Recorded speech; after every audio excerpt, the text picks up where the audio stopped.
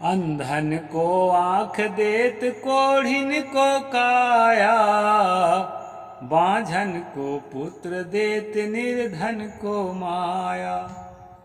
नमस्कार दोस्तों, मैं आपके सामने एक घटना का जिक्र कर रहा हूँ। एक बार मैं ट्रेन में यात्रा कर रहा था, गणेश उत्सव का सीजन था। तभी जो है एक भिखारी भिक्षा मांगने के लिए कंधे में जो है ढोलक रखा हुआ, ढोलक बजाता हुआ इस गीत को गाता हुआ वहाँ पर ट्रेन पर चढ़ा और गाने लगा, अंधन को आँख देत कोढ़िन को काया, बांझन को पुत्र देत निर्धन को माया। साथियों, गाने वाला गाता है, वो खुद नहीं जानता मैं क्या गा रहा हूँ। जो प्रचलन में जो बातें होती है उस पर जो है वो उसी को फॉलो करता रहता है। उसको नहीं पता कि मैं क्या कह रहा हूँ, ऐसा कहता हूँ ऐसा होता है कि नहीं होता है।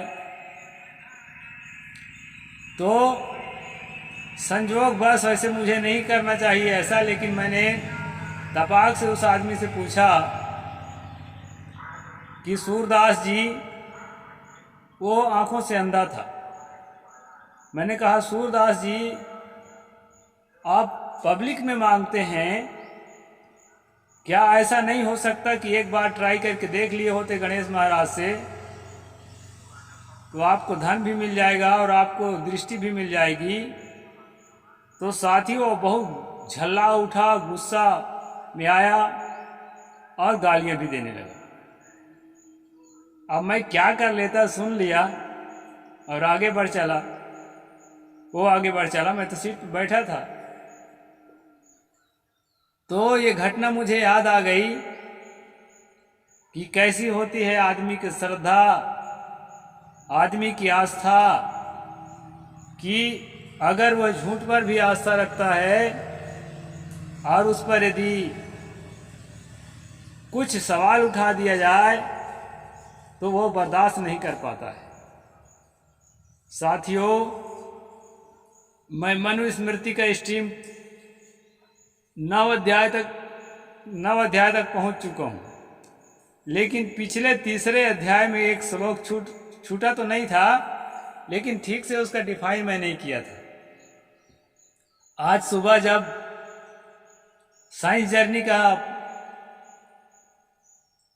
स्ट्रीम नंबर 522 में देख रहा था, वैसे उनके मैं सभी स्ट्रीम देखता हूं, आप लोगों को भी देखना चाहिए।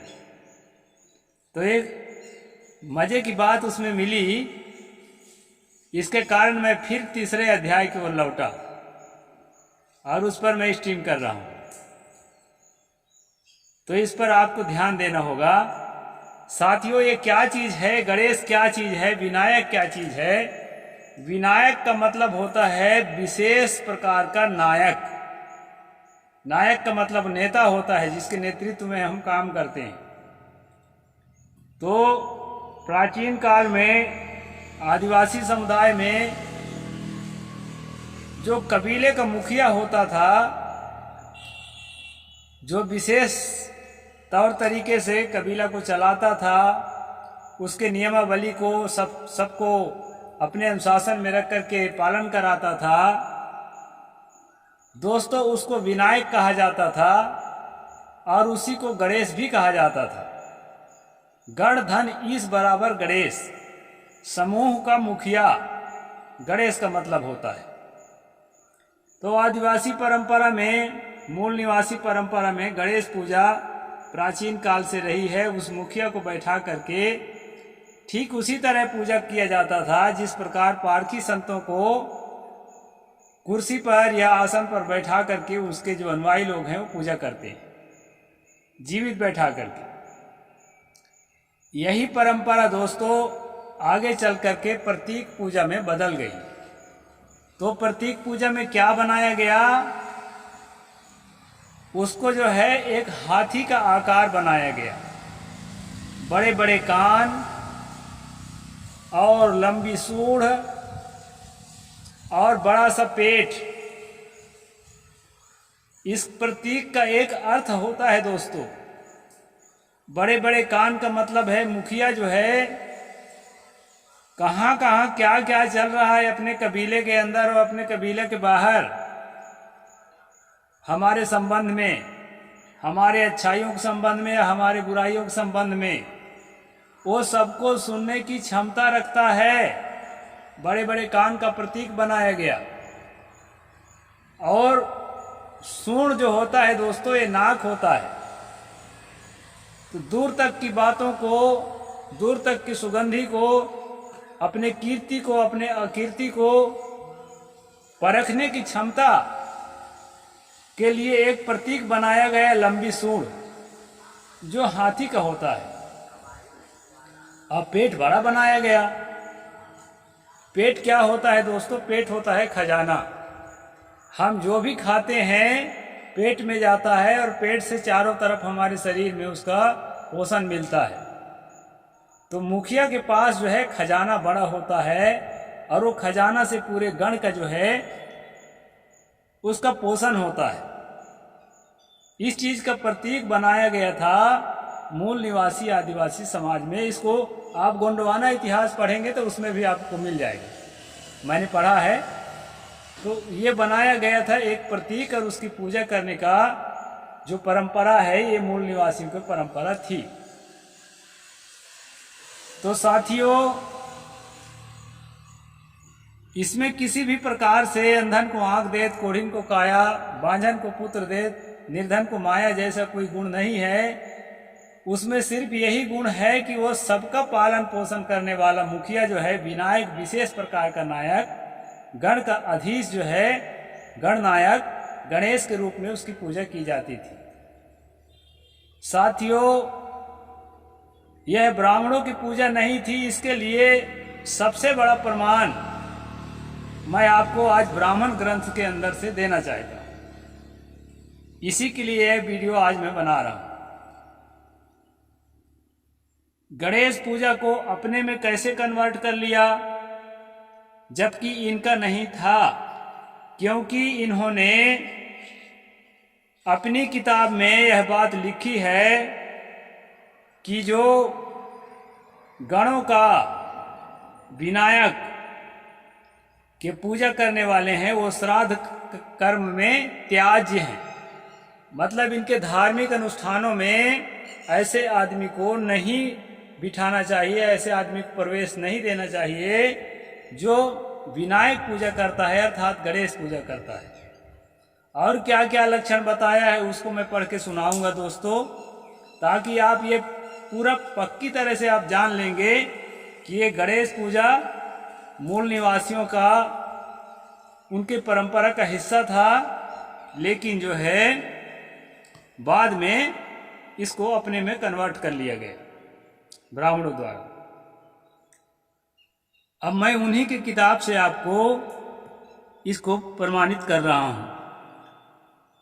ये मनुस्मृति खोलिए, अध्याय नंबर 3, श्लोक नंबर 164 और 165। ये दो महत्वपूर्ण है। स्वकीड़ी सेन जीवी चा कन्या दूषक एव चा हिंस्रो वृषल वृत्तिश्चा गणानाम चैव याजकः। यहाँ पर ये बात आई है दोस्तों, कुत्ते के साथ कीड़ा करने वाला, मतलब जो कुत्ता पालते हैं जो लोग, तो कुत्ते के साथ थोड़ा खेलते हैं, उसके साथ मस्ती करते हैं, ऐसा आदमी। दूसरी बात, बाज पक्षी द्वारा शिकार कर जीविका चलाने वाला। ये जो है बाज पक्षी को पाल करके और दूसरे पक्षियों को, छोटे पक्षियों को पकड़ा करके उसके मुख से और उसको जो है स्वयं खाते हैं। और ये इसी मनुस्मृति में एक जगह मैं बता भी चुका हूँ कि ब्राह्मण भी ऐसा काम करते थे। और फिर कहते हैं कन्या को दूषित करने वाला, जो अविवाहित कन्या है उसके साथ जो है व्यभिचार करने वाला। ये तो हम तीनों लोगों को ये समझ सकते हैं कि ये गलत कर रहा है। हिंसारत, जो हिंसा करता है, ये चारों को मान सकते हैं, हिंसा करने वाला को, कुत्ते के साथ कीड़ा करने वाले को, और बाज पक्षी के द्वारा शिकार से जीव चलाने वाला को, कन्या को दूषित करने वाला। ये हम इसको मान सकते हैं कि ये अच्छे लोग नहीं हैं, इसको धार्मिक कार्य से अगर दूर रखा जाए तो एक बार इसको स्वीकार किया जा सकता है। आगे फिर लेखक कहता है दोस्तों, शूद्र की वृत्ति वाला। यहाँ पर जो है आपके जिसको शूद्र कहा है मनुस्मृति में, ओबीसी वर्ग, जिसको ओबीसी कहा जाता है मनुस्मृति की भाषा में वो शूद्र है, और जिसको एससी और एसटी कहा जाता है वो शूद्र से भी नीचे अंत्यज है मनुस्मृति की भाषा में। ये मैं कई बार आपको बता चुका हूं। तो यहाँ जो है शूद्र की वृत्ति वाला अर्थात जो ओबीसी है और विनायक आदि गणों के यज्ञ करने वाला, यहाँ पर स्पष्ट हो जाता है दोस्तों, विनायक आदि गणों के यज्ञ करने वाला। यहाँ पर विनायक आदि गणों के यज्ञ करने का मतलब है गणेश पूजा करने वाला। ये सब श्राद्ध आदि कर्म में त्याज्य हैं। ब्राह्मणी कर्मकांड में इन लोगों को त्याज्य बताया है। अब यहाँ दो शब्द जो है आपको लिए बहुत महत्वपूर्ण है दोस्तों, शूद्र का वृत्ति वाला और विनायक की पूजा करने वाला। विनायक के पूजा करने वाले को धार्मिक अनुष्ठानों में त्याज्य बताया है। भले ही आज कन्वर्ट करके गणेश पूजा को प्रथम पूजा बताना शुरू कर दिया गया है, लेकिन इनका धर्म ग्रंथ ये बता रहा है कि गणेश पूजा निषेध है, ब्राह्मण के लिए वर्जित है। और वर्जित ही नहीं है, गणेश पूजा करने वाले को अपने अनुष्ठान में बुलाना भी वर्जित है।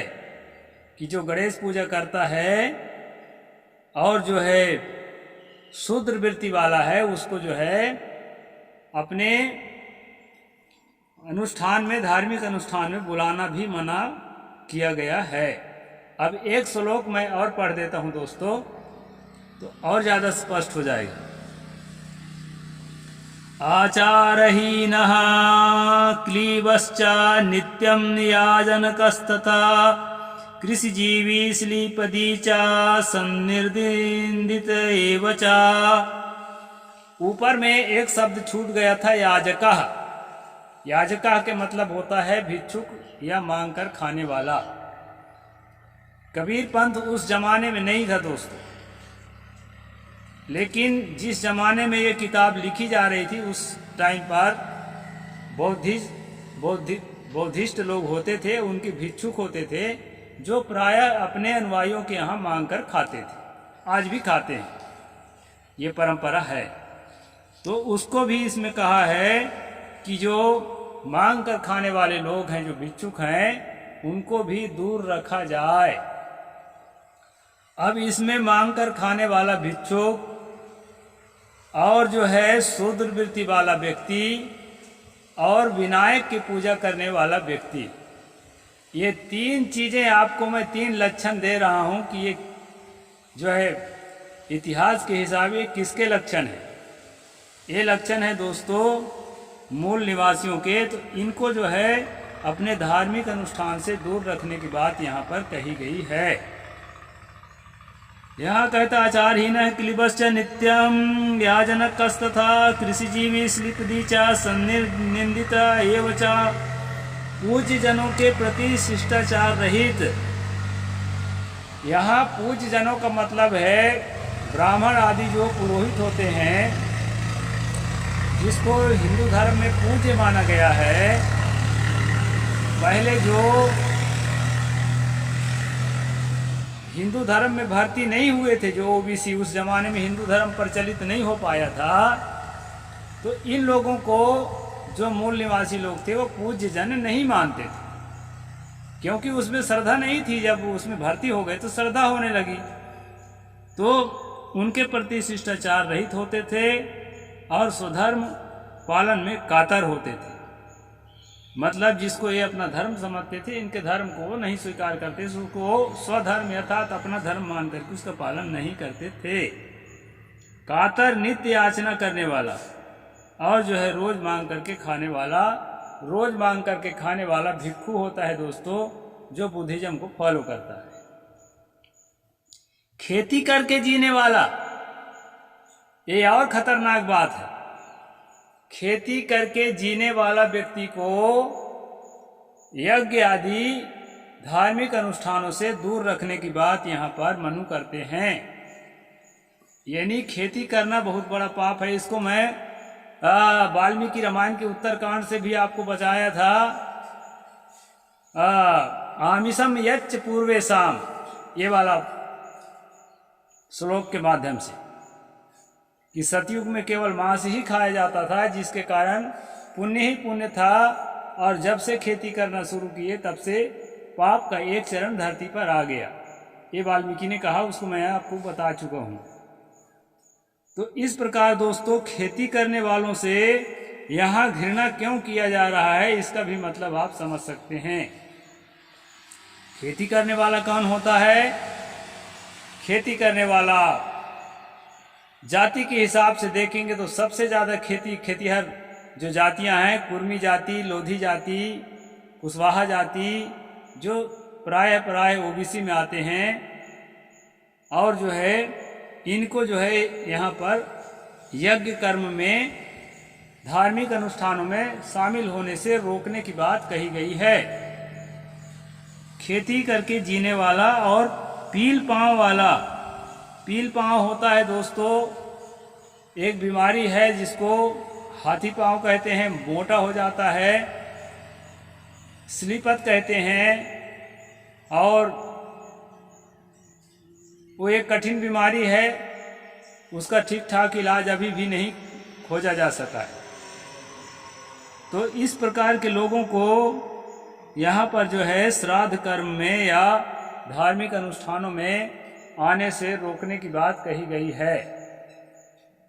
तो साथियों, आप जान सकते हैं कि खेती करने वाला और बौद्ध भिक्षु जो मांग करके खेती करने वालों के पास मांग करके खाता है वो, और जो गणेश पूजा करने वाला, इनको जो है धार्मिक अनुष्ठान में निषेध बताया गया है।